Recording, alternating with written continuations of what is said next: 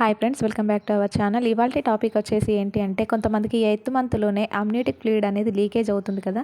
So ఆ విషయాన్ని ఎలా తెలుసుకోవాలి, దానివల్ల వచ్చే ప్రాబ్లమ్స్ ఏంటి, ఎలా సాల్వ్ చేసుకోవాలి అనే విషయాన్ని మీతో షేర్ చేసుకుంటున్నాను. సో లేట్ చేయకుండా వెళ్ళిపోదాం వీడియోలోకి.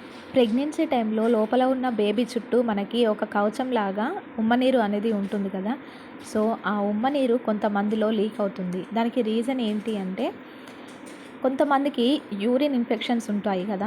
అంతేకాకుండా వెజైనా లేదా సర్విక్స్ ఏదైతే ఉంటుందో అది వీక్గా ఉన్నా కూడా ఈ ఎయిత్ మంత్లోనే ఈ ఉమ్మనీరు అమ్నియోటిక్ ఫ్లూయిడ్ బ్యాగ్ ఏదైతే ఉంటుందో అది చాలా పలచబడిపోయి చిట్లిపోతుంది అన్నట్టు.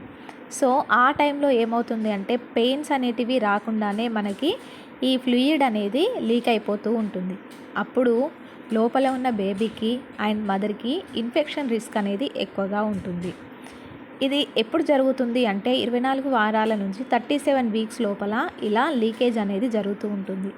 ఇలా లీకేజ్ అవ్వడాన్ని ఏమంటాము అంటే, మనకి ప్రీమెచ్యూర్ బర్త్ అంటాము. అంటే కొంతమందికి ఇలా లీక్ అవ్వడం వలన డెలివరీ చేసేస్తూ ఉంటారు కదా. సో వారిని మనం ప్రీమెచ్యూర్ బర్త్ అని అంటాము.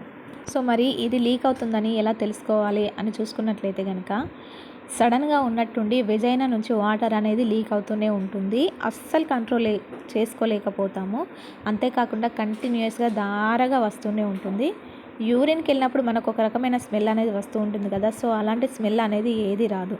అలాంటి లక్షణాలు కనుక ఉన్నట్లయితే ఇంట్లో పెద్దవాళ్ళని సంప్రదించి వెంటనే హాస్పిటల్ కనుక వెళ్ళినట్లయితే మన ప్రాబ్లం ఏంటి అనేది మనం డాక్టర్కి చెప్తే అప్పుడు డాక్టర్ ఒక టెస్ట్ అనేది రిఫర్ చేస్తూ ఉంటారు.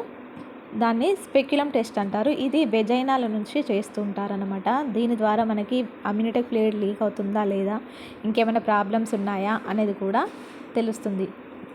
ఇది 99% సెన్సిటివ్ టెస్ట్. మనము హాస్పిటల్కి వెళ్ళినప్పుడు ఈ టెస్ట్తో పాటు మన పల్స్, బీపీ, అలాగే టెంపరేచర్ కూడా చెక్ చేసి ఏదైనా ఇన్ఫెక్షన్ ఉందా లేదా అని చూస్తారు. ఒకవేళ లీకింగ్ ఉంది అని వాళ్ళు కనుక గమనించినట్లయితే వెంటనే మనల్ని హాస్పిటల్లో అడ్మిట్ చేస్తారు. 24 to 48 అవర్స్ వరకు అబ్జర్వ్ చేసి ఆ టైంలోనే మనకి బేబీ వెల్బీయింగ్ స్కాన్ అనేది ఒకటి ఉంటుంది, అది చేస్తారు. అది చేసిన తర్వాత యాంటీబయాటిక్స్ ఇవ్వడము, లేదా బేబీ లాంగ్ మెచ్యూరిటీ కోసం స్టెరాయిడ్స్ ఇంజెక్షన్స్ చేస్తారు. అంతేకాకుండా నియోనాటాలజిస్ట్ ద్వారా కౌన్సిలింగ్ చేసి premature baby risk and complications, care ఎలా ఉంటుంది అని ప్రతి ఒక్క విషయం మనకి ఎక్స్ప్లెయిన్ చేస్తూ ఉంటారు.